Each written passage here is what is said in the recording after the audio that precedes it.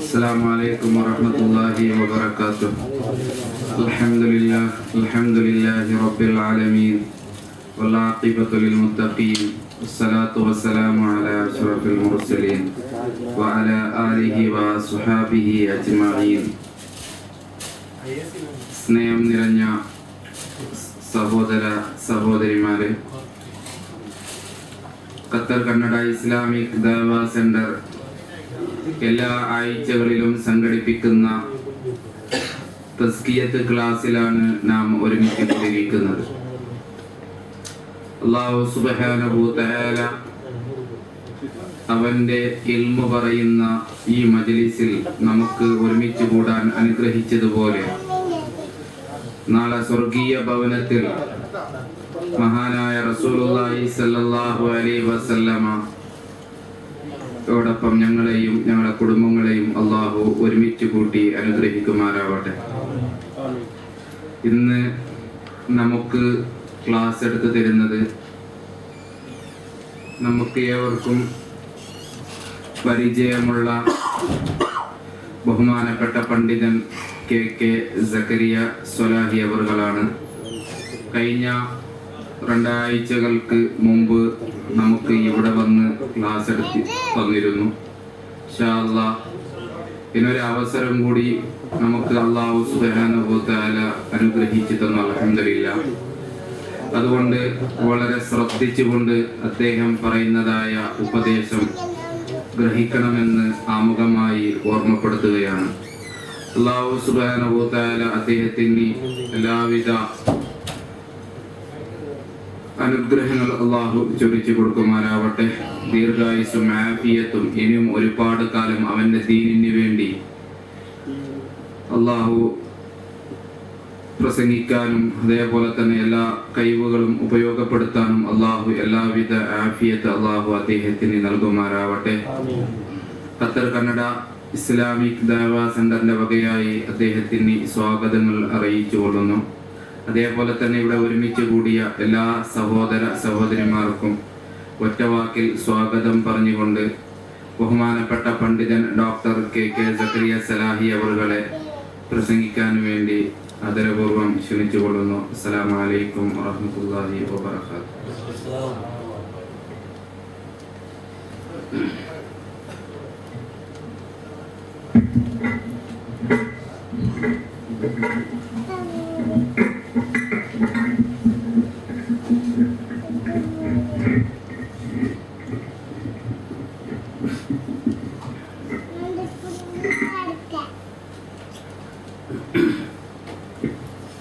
السلام عليكم ورحمة الله وبركاته.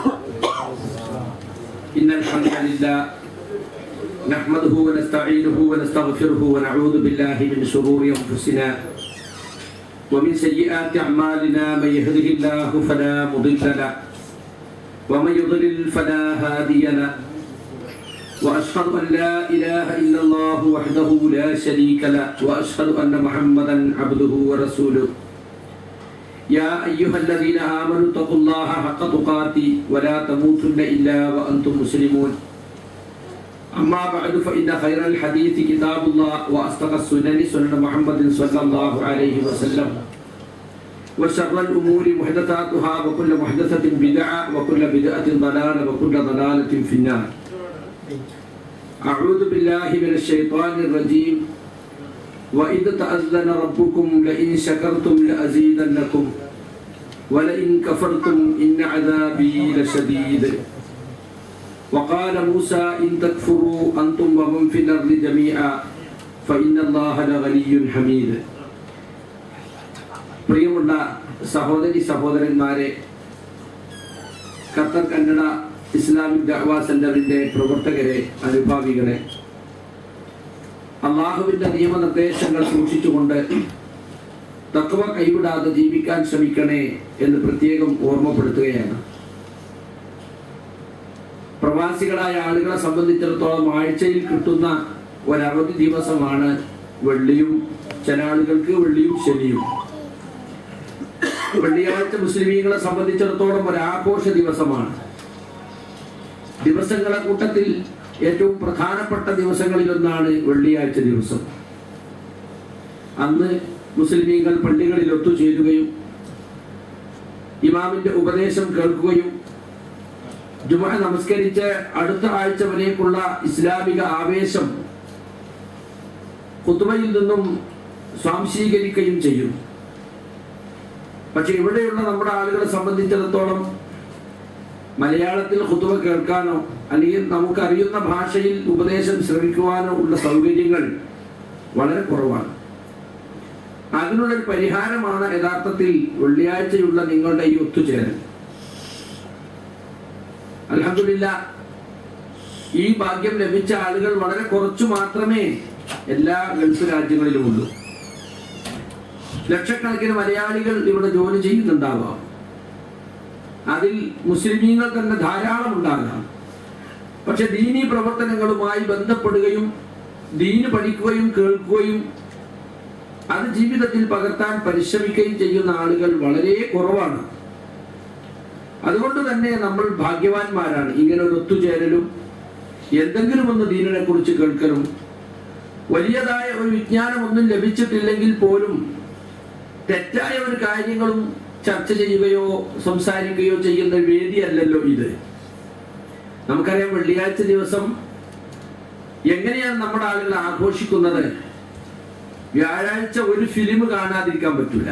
കാരണം വെള്ളിയാഴ്ച രാവിലെ എണീക്കണ്ടില്ല. വെള്ളിയാഴ്ചത്തെ സുബൈ മൽബാരിയുടെ ചാർട്ടിലില്ല, അന്ന് 4 വഖത്തുള്ളൂ. അതുകൊണ്ട് നല്ലൊരു ഫിലിം, അടിപൊളി ഒരു ഫിലിം കണ്ടിട്ട് ഒരു 2 മണി 3 മണിക്കൊക്കെ കിടക്കുക. എന്നിട്ട് ഓർഡറാണ്, ആരെങ്കിലും സുബൈക്ക് എണീക്കുകയാണെങ്കിൽ ബഹളം ഉണ്ടാക്കാതെ പോയിക്കൊള്ളണം, നാളെ വെള്ളിയാഴ്ചയാണ്, കട തുറക്കാനില്ല, ജോലിക്ക് പോകാനില്ല. അപ്പൊ എന്നും സുബൈക്ക് എണീക്കണത് കഫീലിനെ പേടിച്ചിട്ട് അല്ലെങ്കിൽ റിയാലിനെ പേടിച്ചിട്ട്, അതാണ്. എന്നാൽ അതിൽ നിന്നൊക്കെ വ്യത്യസ്തമായിട്ട് നാളെ വെള്ളിയാഴ്ചയാണ്, ജുമുഅക്ക് പോകണം. അപ്പൊ ഡ്രസ്സൊക്കെ അലക്കാതെ ഇപ്പോൾ തന്നെ പൊടിയിലിട്ട് വെക്കണം, രാവിലെ എണീറ്റിട്ട് അത് ചെയ്യണം. ഭക്ഷണമൊക്കെ വേഗം ഉണ്ടാക്കി, നാളെ ഉച്ചയ്ക്ക് ക്ലാസ് ഉണ്ട്. ആ നിലക്കൊരു ദീനിയായ തർത്തീബ് നമുക്ക് മാത്രമേ ഉണ്ടാവുള്ളൂ. മാഷാ അല്ലാഹ്, അത് വളരെ നല്ല കാര്യമാണ്. ആ ഒരു തർത്തീബ് ഉണ്ടാക്കാൻ നാം പരിശ്രമിക്കണം എന്നാണ് എനിക്ക് എൻ്റെ സുഹൃത്തുക്കളോട് ആമുഖമായി പറയാനുള്ളത്. നമ്മളെ സംബന്ധിച്ചിടത്തോളം നമ്മൾ എവിടെ ജീവിച്ചാലും ദീൻ ഉൾക്കൊണ്ട് ജീവിക്കണം. എവിടെയാണ് നമ്മൾ ജീവിക്കുന്നത് അവിടെ അള്ളാഹുവിന്റെ നിയമനിർദ്ദേശങ്ങൾ നാം പാലിക്കണം. ചില ആളുകളൊക്കെ വിചാരിക്കും, ഗൾഫിൽ ഇപ്പൊ നമ്മള് റിയാൽ ഉണ്ടാക്കുക, പൈസ ഉണ്ടാക്കുക, പുര ഉണ്ടാക്കുക, മതിൽ കെട്ടുക, കുട്ടിയെ കെട്ടിക്കുക, പെങ്ങളെ കെട്ടിക്കുക, ഇങ്ങനെയുള്ള അജണ്ടകളുമായിട്ട് വന്നതല്ല. അതാണ് തീർക്കുക എന്നല്ലാതെ ഇവിടെ ഇപ്പൊ ഖുർആൻ ക്ലാസും ഇവിടെ അങ്ങനെ ഒരു സെന്ററും കേസറ്റും ഒക്കെ നമുക്ക് നാട്ടിൽ പോയിട്ടാകാം. നാട്ടിൽ പോയിട്ട് നമ്മള് ഒന്ന് സ്റ്റേബിളായിട്ട് ഒരു വരുമാന മാർഗമായി ആദ്യം പറയലെന്താ, ജീവിതത്തിന്റെ രണ്ടറ്റവും കൂട്ടിമുട്ടിക്കാൻ വേണ്ടി വരികയാണ്. ഇവിടെ വന്ന് ഒന്ന് കൂട്ടിമുട്ടിയാൽ പിന്നെ എന്താ പറയുക, മുട്ടിയത് ഇനി വിട്ടുപോകാതെക്കാൻ വേണ്ടി വരികയാണ്. മുട്ടലും വിടാതെ ഉറപ്പായ പിന്നെ പറയുന്നത് പോരാ പോരാ പോരാ, ഇല്ലാന്നല്ല, പോരടി സൗകര്യം പോരാ. പിന്നെ പൊരമ്പ കൂടും. അങ്ങനെ ആ തയ്യരം പിടിച്ച് ഇപ്പുറത്ത് കയറ്റും, ഈ തയ്യരം പിടിച്ച് അപ്പുറത്ത് കയറ്റും. അങ്ങനെ അയിമ്പൾ പോകും കുറെ കാലം. അല്ലടോ, നീയല്ലേ പറഞ്ഞ 5 കൊല്ലം കഴിഞ്ഞാൽ തിരിച്ചു പോകുന്നൊക്കെ. അത് പറഞ്ഞൊക്കെ അങ്ങനെ തന്നെയാണ്. പൊരപ്പണി തീർന്നതില്ല, കുറച്ച് കടം കൂടി ഉണ്ട്. അപ്പൊ പിന്നെ ആവശ്യങ്ങൾ കൂടും. പിന്നെ സ്റ്റാറ്റസ്, ജീവിതത്തിന്റെ സ്റ്റാറ്റസ് ഉയരും. പിന്നെ ആ സ്റ്റാറ്റസിന് താഴോട്ട് വരാൻ അവനും ഇഷ്ടമുണ്ടാവില്ല, അവന്റെ കുട്ടികൾക്കും ഇഷ്ടമുണ്ടാവില്ല, ഭാര്യക്കും ഇഷ്ടമുണ്ടാവില്ല. പിന്നെന്താ പറയാറിയോ, ഇവിടുന്ന് പോയാൽ ജീവിക്കാൻ എന്തൊരു വഴി വേണ്ടേ. നാട്ടിൽ പോയപ്പോ ജോലിയൊന്നും ചെയ്യാനാവില്ലല്ലോ. അപ്പൊ സ്ഥിര വരുമാനത്തിലുള്ള എന്തെങ്കിലും ഒന്ന് ഉണ്ടാക്കണം എന്നാണ് ഇപ്പോഴത്തെ ആഗ്രഹം. അയിമ പോയി 15 കൊല്ലം മൊത്തത്തിൽ ഇവിടെ തന്നെയായി. അതാണ് പല ഗൾഫുകാരുടെ അവസ്ഥ. അപ്പോ ഇതൊക്കെ കഴിഞ്ഞിട്ട് നാട്ടിൽ ചെന്നിട്ട് പിന്നെ ഖുർആൻ ക്ലാസും പള്ളിയും മദ്രസയും ഒക്കെ ആയിട്ട് നമുക്ക് അങ്ങോട്ട് കൂടാ എന്ന് വിചാരിച്ചാൽ ചിലപ്പോൾ നടന്നോളന്നില്ല. അതിനിടയ്ക്ക് അടിച്ചു പോകും. എപ്പോഴാ അടിച്ചു പോകുന്നറിയോ? ചിലപ്പോ നേരം വെളുക്കുമ്പോ പകൽ നീച്ചിട്ടില്ലല്ലോ, നേരെ 8 മണിയല്ലോ പോയി തൊട്ട് നോക്കുമ്പോ വില വെച്ചിട്ടുണ്ടാവും, വടിയായിട്ടുണ്ടാവും. അതാ നമ്മളൊക്കെ അവസ്ഥ. അതുകൊണ്ട് എവിടെ ജീവിച്ചാലും നമ്മൾ എന്ത് ചെയ്യണം? ദീൻ ഉൾക്കൊള്ളണം. എത്ര ദിവസം ജീവിച്ചാൽ ഖുർആൻ പഠിക്കണം, ഇസ്ലാമിനെ പറ്റി പഠിക്കണം, മുസ്ലിമായി ജീവിക്കണം, ഇസ്ലാമിനെ പറ്റി അറിയണം. അത് നിങ്ങൾ എവിടെ ജീവിച്ചാലും അതിനുള്ള സാഹചര്യങ്ങൾ അന്വേഷിച്ച് അത് ചെയ്യൽ നമ്മുടെ ബാധ്യതയാണ്. അതിന് ഇങ്ങനെയുള്ള കൂട്ടായ്മകൾ ഉണ്ടായാൽ അത് വളരെ സൗകര്യപ്രദമായി നടക്കും. അതാണ് ഈ സെന്ററുകൾക്കുള്ള പ്രത്യേകത. ഇപ്പൊ നിങ്ങൾ ഒരാൾ വിചാരിച്ചാൽ ഇതൊക്കെ സംഘടിപ്പിക്കാൻ പറ്റുമോ? പറ്റൂല. നിങ്ങളെ കൂട്ടായ പ്രവർത്തനം കൊണ്ടാണ് എല്ലാവർക്കും കൂടെ വരാനും ഒരു പരിപാടി കേൾക്കാനും എല്ലാവരും കാണാനും ദീനിയായ കാര്യങ്ങൾ ചർച്ച ചെയ്യാനുള്ള അവസരം ഉണ്ടായത്. ഇത്തരം കൂട്ടായ പ്രവർത്തനങ്ങൾ പുണ്യത്തിലും ഭക്തിയിലും നിങ്ങൾ പരസ്പരം സഹായ സഹകരണങ്ങൾ ചെയ്യുക. കുറ്റകരമായ കാര്യങ്ങളിൽ, ശത്രുതാപരമായ കാര്യങ്ങളിൽ അതിൽ നിങ്ങൾ സഹകരിക്കാൻ പാടില്ല എന്നാണ് ഖുർആൻ പഠിപ്പിക്കുന്നത്. ആ ഒരു പരസ്പര സഹകരണത്തിന്റെ മേഖലയാണ് ഇത്തരത്തിൽ ദഅവാ സെന്ററുകൾ നിർവഹിച്ചു കൊണ്ടിരിക്കുന്നത്.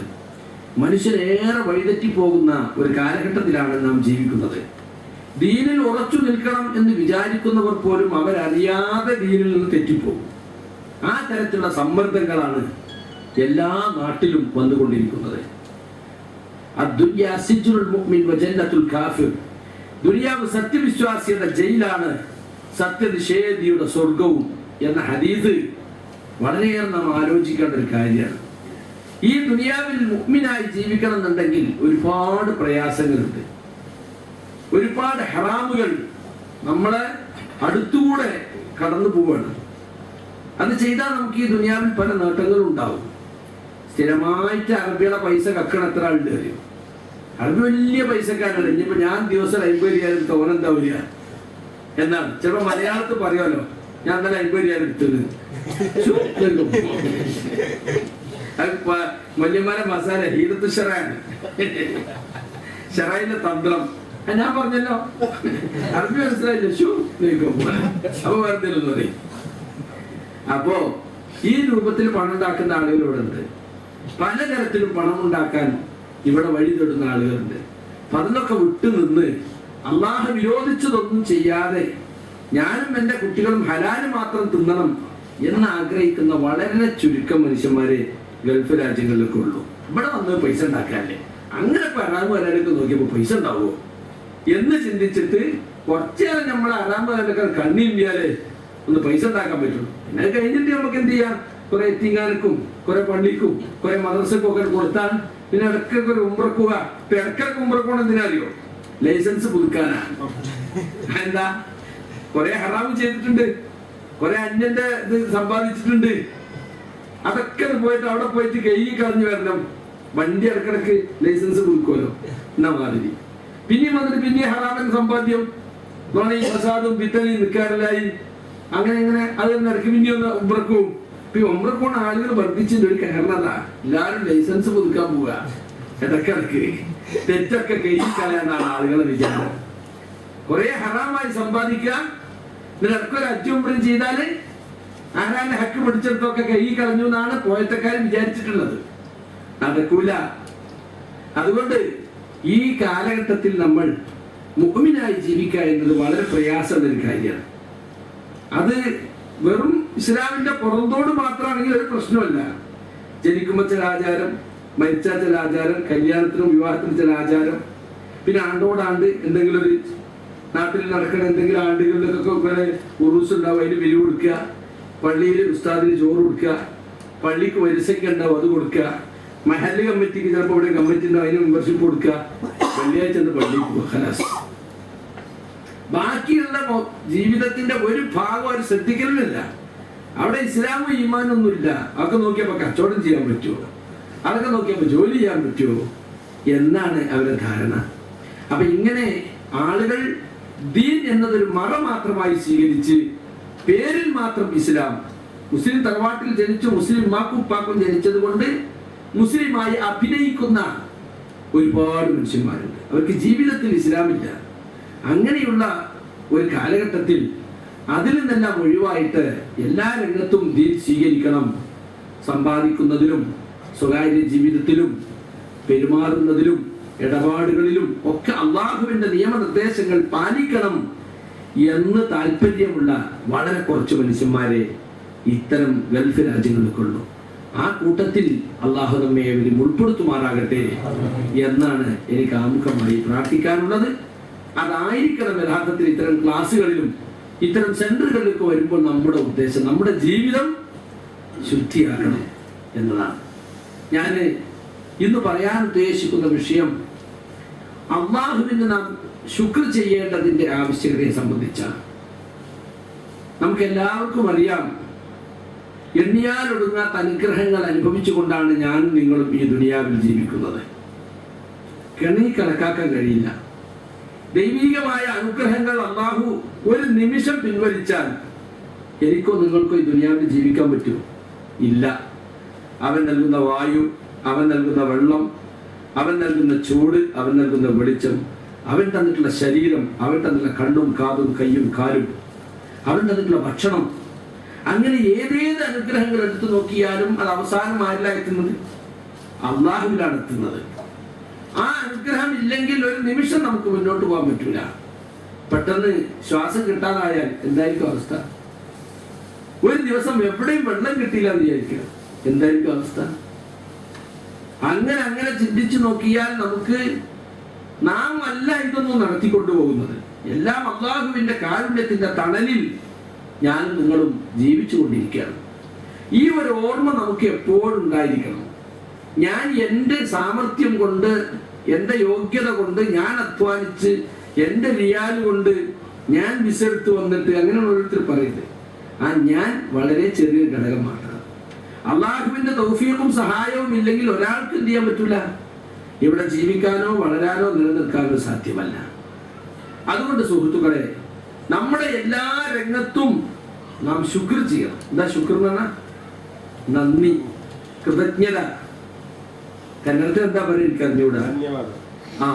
അള്ളാഹുവിനോടുള്ള നന്ദി പ്രകടനം നമുക്ക് എപ്പോഴും വേണം. അത് നമ്മുടെ മനസ്സിനും പെരുമാറ്റത്തിനും വാക്കിനും ഒക്കെ വേണം. നാം ഇസ്ലാമികമായി ജീവിക്കുന്നത് തന്നെ അള്ളാഹുവിനുള്ള നന്ദിയാണ്.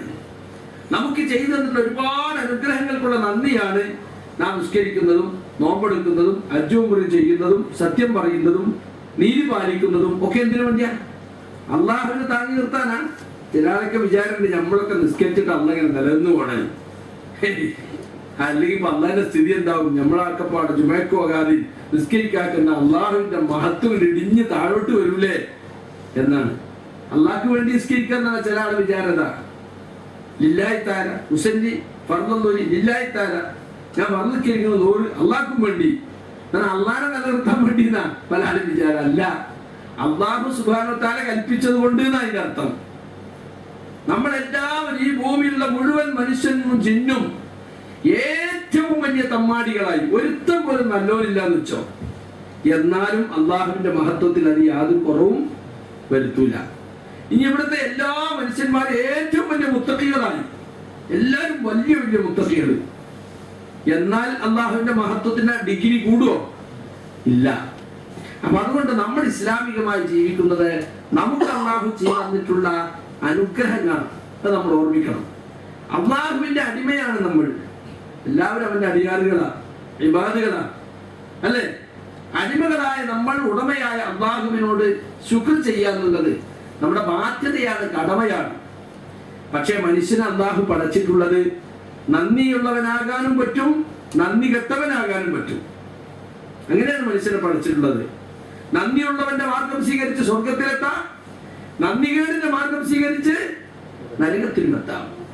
സൂറത്തുൽ ഇൻസാനിൽ അല്ലാഹു പറഞ്ഞു, ഇന്നാ ഹദൈനാഹു സബീല ഇമ്മാ ശാകിറൻ വ ഇമ്മാ കഫൂറാ. അവന് നാം വഴി കാണിച്ചു കൊടുത്തു. ഒന്നുകിൽ നന്ദിയുള്ളവന്റെ വഴി, നന്ദി കാണിക്കുന്നവന്റെ വഴി, അല്ലെങ്കിൽ നന്ദി കേട് കാണിക്കുന്ന നിഷേധിയുടെ വഴി, നന്ദി കെട്ടവന്റെ വഴി. രണ്ടിലേക്കും പോകാവുന്ന ഒരു പ്രകൃതിയിലാണ് അള്ളാഹു മനുഷ്യനെ സൃഷ്ടിച്ചിട്ടുള്ളത്. മലക്കുകളെ പോലെയല്ല. മലക്കുകൾക്ക് നന്ദി കേട് കാണിക്കാൻ കഴിയില്ല. മനുഷ്യനങ്ങനെയല്ല. നന്ദി കാണിക്കാനും കഴിയും, നന്ദി കേട് കാണിക്കാനും കഴിയും. നിസ്കരിക്കാനും പറ്റും, നിസ്കരിക്കാതിരിക്കാനും പറ്റും, അല്ലെ? സകാത്ത് കൊടുക്കാനും പറ്റും, കൊടുക്കാതിരിക്കാനും പറ്റും. രണ്ടും നീ ചെയ്തോ, രണ്ടും നിനക്ക് സ്വാതന്ത്ര്യമുണ്ട്.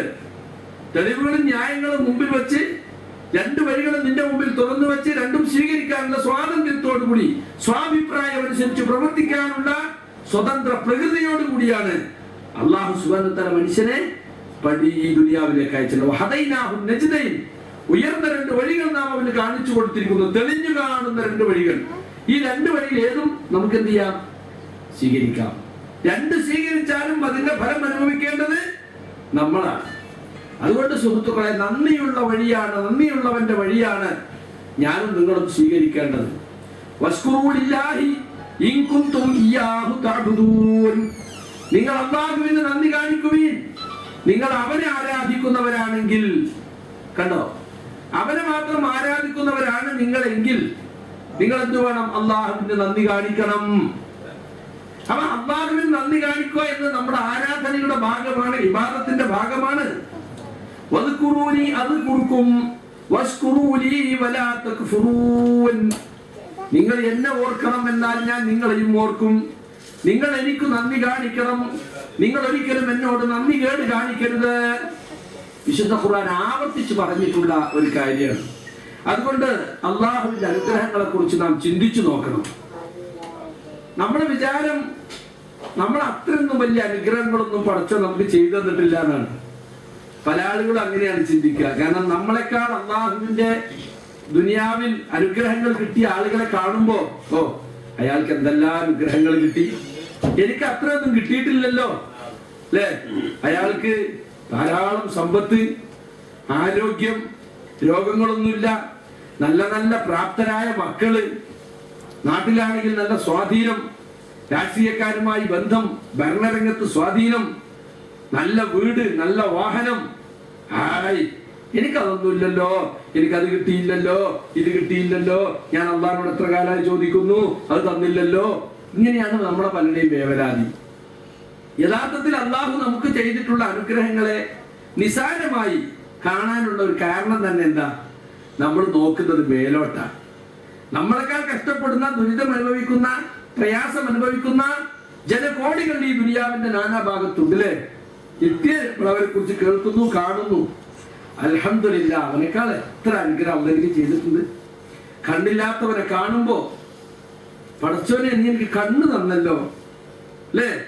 ഒരു ദിവസം കണ്ണിന് എന്തെങ്കിലും വന്ന് കണ്ണ് വിഴിക്കാൻ പറ്റാതെ, ഒന്നും കാണാൻ പറ്റാതെ ഇന്ന് എന്തായിരിക്കും അവസ്ഥ? തപ്പിത്തടഞ്ഞ് നടക്കുന്നൊരവസ്ഥ ആലോചിച്ച് നോക്കുന്നത്. ഇവിടുത്തെ കറുപ്പോ ചോപ്പോ വെളുപ്പോ ഒന്നും മനസ്സിലാക്കാൻ കഴിയാത്ത ഒരവസ്ഥ അല്ലേ. നമുക്ക് അല്ലാഹു കണ്ണ് തന്നില്ലേ? കണ്ണില്ലാത്തവനെ കാണുമ്പോൾ അൽഹംദുലില്ലാ. കാലില്ലാതെ വടിയിൽ ഊന്നി ഒരു കാല് കൊണ്ട് ചാടി ചാടി നടക്കുന്ന ആളെ കാണുമ്പോ, പടച്ചവനെ എനിക്ക് 2 കാല് തന്നല്ലോ. കൈയില്ലാത്ത ആളെ കാണുമ്പോ, എനിക്ക് നീ കൈ തന്നല്ലോ. അങ്ങനെ അങ്ങനെ സുഹൃത്തുക്കളെ, ഒരുപാട് അനുഗ്രഹങ്ങൾ നമുക്ക് തന്നിട്ടുണ്ട് എന്ന് നമുക്ക് തോന്നും. എപ്പോ? നമ്മളെക്കാൾ താഴ്ന്നവരിലേക്ക് നോക്കുമ്പോ. നമ്മളെക്കാൾ മേലെയുള്ളവരിലേക്ക് നോക്കുമ്പോഴാണ് നേരത്തെ പറഞ്ഞ പോലെ, ഞാനിവിടെ വന്നിട്ട് 25 കൊല്ലായി, എനിക്ക് ഇപ്പോഴും കടം വീടിയില്ല. ആ പഹയൻ 5 കൊല്ലം എന്തെല്ലാം കിട്ടി. ഇവിടെ വരുമ്പോ അങ്ങനെ കെട്ടണമോ കിടക്കണോ അന്നെ കിട്ടി ഇങ്ങനെ പറയുകയാണെങ്കിൽ നമുക്ക് ശമ്പളം കൂട്ടിപ്പോ 5000 റിയാലാക്കി, നമ്മളെ ബോസ് ഉഷാറാ. അപ്പൊ ഇവരിങ്ങനെ, ഹായ് ഞാൻ എത്ര കൊല്ലായി, എനിക്ക് എപ്പോഴും 3000 അപ്പുറം കിടന്നിട്ടില്ല. എന്നിട്ട് ഇങ്ങനെ അതിന്റെ വിഷമം, അസൂയി അല്ലേ. ആ ആളുകളെ പ്രയാസപ്പെടാൻ പ്രത്യേകിച്ച് ഇവിടെ എല്ലാവരും ചിന്ത അതായിരിക്കുമല്ലോ. എപ്പോഴും റിയാലിന്റെ റേറ്റ് എത്ര എന്നായിരിക്കും നമ്മളെ ഓരോ ദിവസവും നമ്മൾ അന്വേഷിക്കുന്ന കാര്യം. അപ്പൊ സുഹൃത്തുക്കളെ, നബി പറഞ്ഞാണ്, ഉൻദുറൂ ഇലാ മൻ ഹുവ അസ്ഫല മിൻകും. നിങ്ങൾ നിങ്ങളെക്കാൾ താഴ്ന്നവരിലേക്ക് നോക്കണം. വലാ തൻദുറൂ ഇലാ മൻ ഹുവ ഫൗകക്കും. നിങ്ങളെക്കാൾ മീതെയുള്ളവരിലേക്ക് നിങ്ങൾ നോക്കരുത്. ഹുവ അജ്ദറു അല്ലാ തസ്ദറു നിഅമത്തുല്ലാഹി അലൈക്കും. നിങ്ങൾക്ക് അല്ലാഹു ചെയ്ത നിഅമത്തുകളെ നിസാരമായി കാണാതിരിക്കാൻ ഏറ്റവും യോജിച്ചത് അതാണ്. അപ്പൊ നമുക്ക് തോന്നും എനിക്ക് ഒരുപാട് അനുഗ്രഹം കിട്ടിയിട്ടുണ്ട്. അപ്പുറത്ത് 5000 റിയാൽ എന്ന് കേൾക്കുമ്പോ ഇപ്പുറത്ത് 1000 റിയാല് 5 കൊല്ലം കിട്ടണുണ്ടോ? അവനെ പറ്റി ആലോചിക്കണം. മനസ്സിലായില്ലേ? 10-20 കൊല്ലമായിട്ട് സ്വന്തമായി വീട് പോലും ആയിട്ടില്ലാത്ത, ഇന്നും വീട്ടിൽ കഷ്ടപ്പെടുന്ന ആളുകളുണ്ട്. അവരെ നമ്മൾ ആലോചിക്കണം. നാട്ടിലൊക്കെ എത്ര കത്തുകളാ ഗൾഫിലേക്ക് വരുന്നത് അല്ലേ. സഹായം ആവശ്യപ്പെട്ടുകൊണ്ട് നിത്യരോഗികളായ ആശുപത്രിയിൽ കഴിയുന്നവരില്ലേ. ആരോഗ്യം നിലനിർത്താൻ വേണ്ടി ആഴ്ചയിൽ 1000കണക്കിന് രൂപയുടെ മരുന്ന് അവർക്ക് കൊടുക്കണം. പക്ഷെ അവർക്ക് ജീവിക്കാൻ ഭക്ഷണത്തിന് വഴിയില്ല.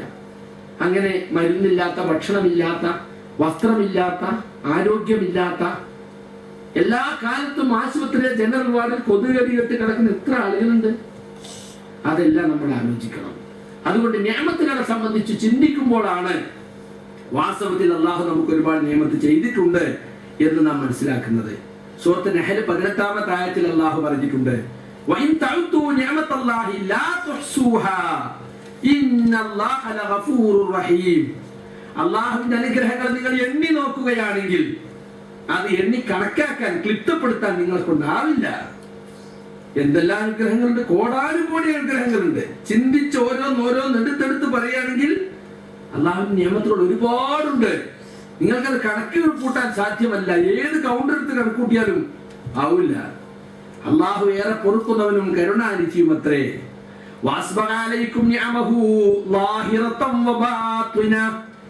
അവൻ നിങ്ങൾക്ക് അനുഗ്രഹങ്ങൾ കൊണ്ട് നിങ്ങളെ പൊതിഞ്ഞിട്ടുണ്ട്.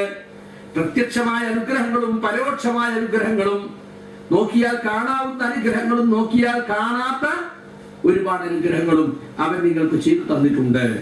ഇപ്പൊ നിങ്ങൾ നോക്ക്, നമ്മുടെ ഈ ശരീരം, ഇതിൽ ഓരോന്നും അള്ളാഹു വെക്കേണ്ട സ്ഥാനത്ത് വെച്ചിരിക്കുകയാണ്. ഈ കണ്ണിന് ചുറ്റും തപ്പി വെക്കാൻ നിങ്ങള് 4 ഭാഗം എല്ലാണല്ലോ. 4 ഭാഗം എല്ലുള്ള ഒരു കുഴിയിലാണ് ആ കണ്ണ് കൊണ്ടുവച്ചിട്ടുള്ളത്. പെട്ടെന്നൊന്നും വന്നാൽ എന്ത് ചെയ്യൂല, പറ്റൂല. അത് ഈ കയ്യമ്മലാന്ന് വിചാരിച്ചാലോ, നല്ല സൗകര്യം, മതിലിന്റെ അപ്പുറത്ത് ഇങ്ങനെ ഇട്ട് നോക്കാം എന്ന് വിചാരിക്കും അല്ലേ. കണ്ണിങ്ങനെ ബാക്കിലേക്ക് നോക്കാം, ഇങ്ങോട്ട് നോക്കാം, ഇങ്ങോട്ട് നോക്കാം, കണ്ണവിടെ അല്ലേ, നല്ല കോലം ഉണ്ടാവും കയ്യമ്മലാണ്. എത്ര ദിവസം നിൽക്കും ഈ കണ്ണ്? നിൽക്കുവോ? ഇല്ല. അപ്പൊ അള്ളാഹ് വെക്കേണ്ട സ്ഥാനത്താ വെച്ച്. എന്തെങ്കിലും ഒന്ന് വന്നാൽ അവിടെ രോമങ്ങൾ ഇങ്ങനെ ഉണ്ട്, അത് സ്പർശന ശേഷിയുള്ളത്. ഒന്ന് കണ്ടാൽ നമ്മള് അടക്കളാന്ന് പറയുന്നു വേണ്ട, അത് അടഞ്ഞോളും, അറിയാതെ അടഞ്ഞോളും കേട്ടോ. പെട്ടെന്നൊന്നും സംഭവിക്കൂല. അപ്പൊ അത് അള്ളാഹു സുബ്ഹാനഹു വ തആല വെച്ചിട്ട് വലിയ അനുഗ്രഹമാണ്. ഈ മൂക്ക് മേലക്കായിരുന്നെങ്കിൽ എന്തായിരിക്കും അവസ്ഥ? മൂക്കിന്റെ ദ്വാരം വെള്ളത്തിൽ ഒഴുകാൻ പറ്റുമോ?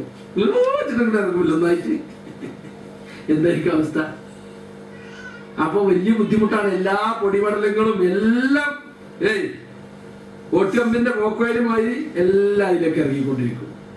അപ്പൊ അള്ളാഹു വെച്ചുണ്ടോ മൂക്കിന്? നാവിന് വെച്ചത് കണ്ടോ? പല്ലിന് വെച്ചത് കണ്ടോ? അല്ലേ? എല്ലാം നമ്മൾ ആലോചിക്കും. നമ്മൾ ഈ മുട്ടുകാരി ഈ കാല് ഇങ്ങോട്ട് മടങ്ങുന്നതിന് പറയും, ഇങ്ങോട്ടാ മടങ്ങുന്ന വിചാരിച്ചോ, നടക്കാൻ പറ്റുമോ? അപ്പൊ വീട്, പിന്നെ അപ്പൊ വീട്. അപ്പൊ അള്ളാഹു ഇങ്ങോട്ട് മടങ്ങുന്നതാക്കി വെച്ചു അല്ലേ? എന്തെല്ലാം സംഗതികള് മനുഷ്യന്റെ ജീവിതത്തിൽ ഓരോന്നും എടുത്തു നോക്കിയാൽ നമുക്ക് കാണാൻ സാധിക്കും. ഈ കൈ ഇങ്ങോട്ട് മടങ്ങുന്ന ഇങ്ങോട്ടാ മടങ്ങണമെങ്കിലോ എന്തായിരിക്കും അവസ്ഥ? ഇങ്ങോട്ട് കുനിയാൻ കഴിയാതെ ഇങ്ങോട്ടാ കുനിയാൻ കഴിയുന്നുണ്ടെങ്കിലോ എന്തായിരിക്കും അവസ്ഥ? അങ്ങനെ നിങ്ങൾ എടുത്തു നോക്കൂ. നമ്മുടെ ശരീരത്തിൽ അല്ലാഹു മനുഷ്യനെ നാം സൃഷ്ടിച്ചിട്ടുള്ളത് ഏറ്റവും ഉത്കൃഷ്ടമായ ഘടനയിലാവുന്നു.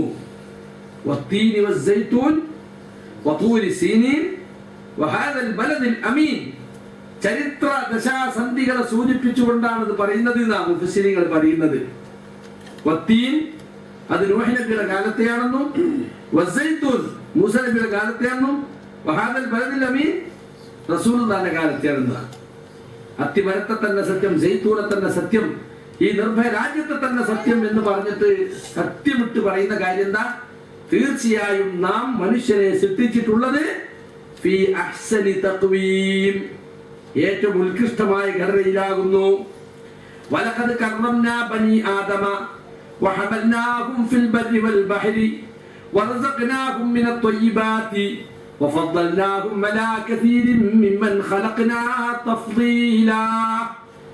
ആദം സന്തതികളെ, മനുഷ്യ മക്കളെ നാം ആദരിച്ചിരിക്കുന്നു. അവരെ കരയിലും കടലിലും വാഹനങ്ങളിൽ നാം വഹിച്ചിരിക്കുന്നു. നാം സൃഷ്ടിച്ച മിക്ക സൃഷ്ടികളെക്കാളും അവരെ നാം ശ്രേഷ്ഠരാക്കിയിരിക്കുന്നു. മനുഷ്യനേക്കാൾ വലിയ തണ്ടും തടിയുള്ള ആനയുണ്ട് ഇവിടെ അല്ലേ? പക്ഷെ ആനയെ നമ്മൾ എന്ത് ചെയ്യും? കാട്ടിൽ കിടക്കുന്ന ആനയെ വാരിക്കുഴി വെട്ടി അതിൽ വീഴ്ത്തി അതിന് കൊണ്ടുവന്ന് നാട്ടാനയാക്കി അവനെ വടിയെടുത്ത് അങ്ങട്ടാനെ ഇങ്ങട്ടാനെ എന്നിട്ട് അല്ലേ? പാപ്പാൻ ചായ പിടിക്കാൻ പോകുമ്പോ ആനന്റെ കാലിൽ ഒരു വടി ഇങ്ങനെ വെക്കില്ല, വെറുതെ വടി ഇങ്ങനെ എടുക്കുള്ളൂ. ആന കാലിളക്കൂല, വേറെല്ലാ കാലും ഇളക്കും, ഇക്കാലം ഇളക്കില്ല. ആനക്ക് വടിയൊക്കെ എന്നാ പറയാ. ആ വടിമോ നിർത്തവന്. അങ്ങനെ ആനയെ കൊണ്ടുവന്ന് മേടിച്ച് പൈസ ഉണ്ടാക്കുന്നു. വലിയ ഹിംസ്ര ജന്തുക്കളെ കൂട്ടിലിട്ട്